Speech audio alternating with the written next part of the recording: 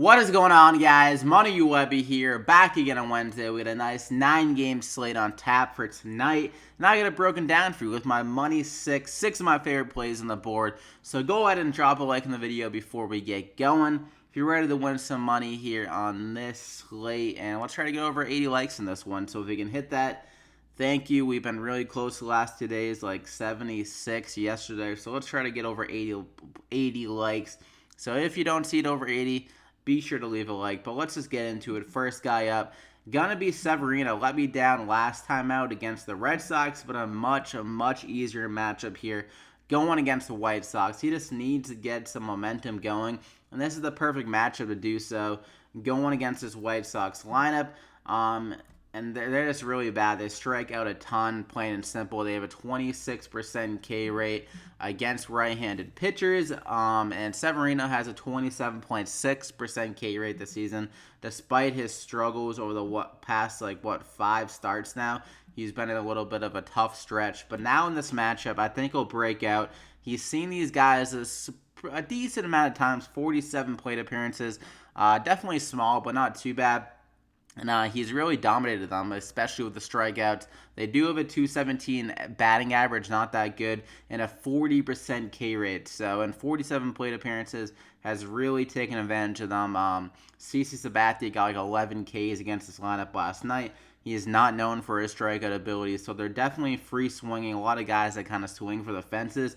And Severino, I think he can just have one of those dominant outings that we came accustomed to earlier in the season. He's priced up to do so, and I'm buying up for that upside here in this matchup. The White Sox are only projected around 3.2 runs at the moment. It is a park upgrade for him going from Yankee Stadium to the White Sox Stadium as well, and they did play a longer game. I think going 13 innings last night, so there could be some fatigue there. You never know with baseball players, but Severino, I'm going to go ahead and lock him in there as my first guy. And for my second guy, Chase Anderson, the pitchers for the Brewers the pitcher for the Brewers really let me down last night.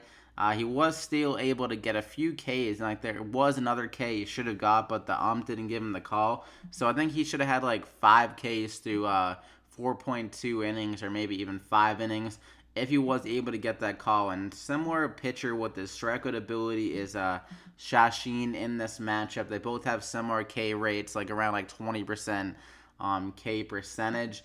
The swinging strike isn't great, but against San Diego, it's just a big upside in that scenario because they are pretty free swinging and they just strike out a lot. So I think Shashin has a pretty solid changeup, I'm pretty sure, which really can catch these guys off guard.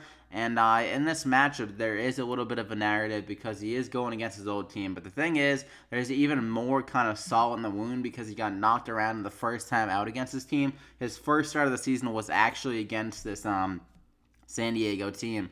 That was when they did have Will Myers. I did mention yesterday how Will Myers is a big loss for them in this lineup, so it gives them a boost for the pitcher.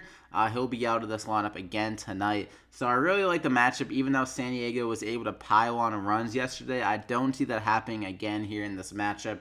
Probably got all their hitting out for the rest of the season because their lineup is very below average, and Shashin actually has been a lot better at home, even though this is in a pretty hitter-friendly park in Milwaukee. As a 3.46 ERA, batting average 220, and 17 DraftKings points on average at home. So I think he has a great opportunity of getting the win.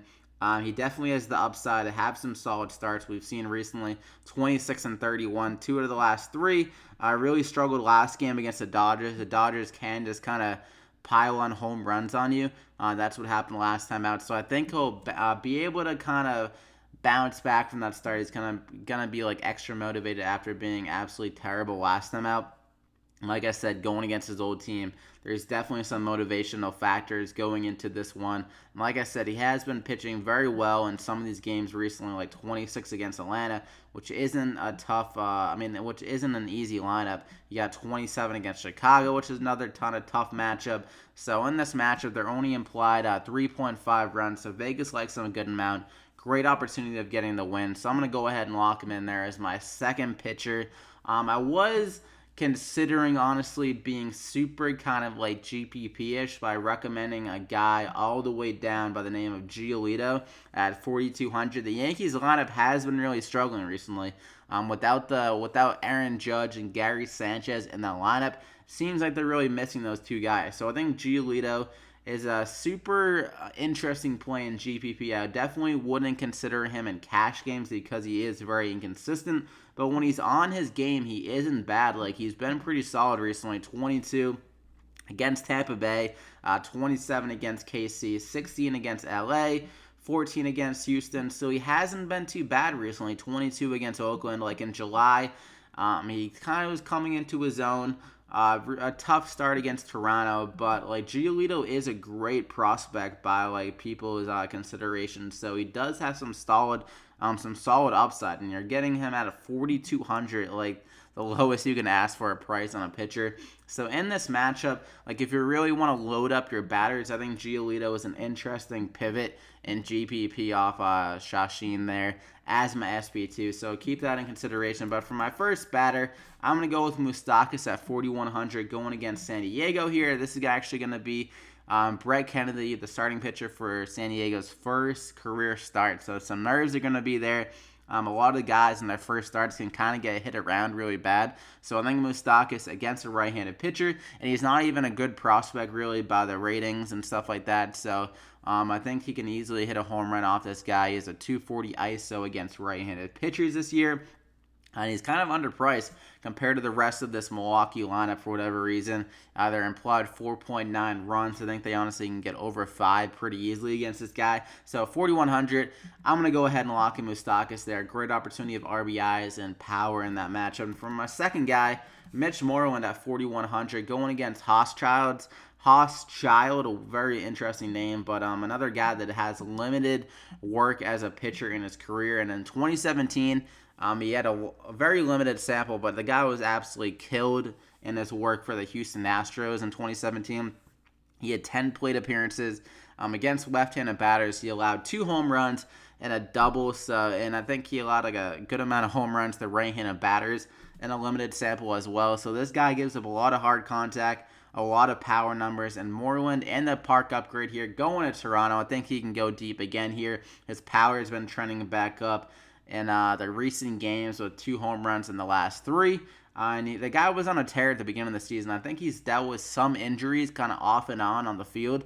But now that it seems like he's showing signs of health, I think this is a great spot for him to get it done. He has a 238 ISO against right-handed pitchers and against a guy that has not proven at all. It was terrible in 2017 in a ballpark like Toronto. The Red Sox have a high run total in this spot, and Mitch Moreland should be in that meat of that order. So I'm going to go ahead and lock him in there as my second guy. For my third guy, I was kind of choosing between 2 guys, but I did end up going with Teoscar Hernandez here at 4,100, going against Brian Johnson, the lefty. With Hernandez, he has a great opportunity of showing off some power in this matchup because he's a 288 ISO against left-handed pitchers. It's going to be a part downgrade for Brian Johnson. Hernandez actually matched up with Johnson earlier this season in Fenway. He went deep on him there, so he definitely has the ability to do that in Toronto here. And Johnson, this is really not a great pitcher. He did pitch pretty well against the Yankees last time out, but he's not really known for his strikeout ability. Doesn't have great pitching arsenal, and he does allow a good amount of hard contact and home run ability to right-handed batters. You definitely want to attack him with some righties in this matchup, not the lefties. So Hernandez at 4,100, great spot for him to go deep here. Definitely has the power upside, like I said. So I'm going to go ahead and lock him in there as my third guy of the hitters. And for my value guy, I'm going to go with Paul DeYoung here at 3,700, going against Trevor Richards. Richards has been pretty solid this year, but I feel like he's due for some regression. He's been allowing a ton of hard contact to right-handed batters, and the home runs haven't come yet, but I feel like there's going to be some regression there. He's a really low home run to fly ball rate, which I don't think is sustainable. It's at like 6%, I believe, so I think that's going to go up. And DeYoung is a guy with great power that can take advantage of this matchup, I think, and go deep on him. He has a 213 ISO in his 2-year career, last year and this year, versus right-handed pitchers. And Richards, like I said, he's allowing a 48% hard hit rate versus right-handed batters. So he's been a lot worse against righties. I think DeYoung has one of the best opportunities of going deep against them in these right-handed batters kind of litter that they have on the Cardinals. So I like this matchup for him. Good amount. Not a great hitting park in Miami, obviously, but he's a nice value guy, 3,700, and there's not many values on this slate, honestly. So I'm gonna go ahead and lock him in there. He had a really good 2017. He was been kind of up and down this year due to injuries, but now that he's showing some signs of life, I'm gonna take advantage of that price tag. So that is it for the Money 6, though. You got Severino, Shashin, Mitch Moreland, Moustakas, Paul DeYoung, and Teoscar Hernandez. So I hope you guys enjoyed it.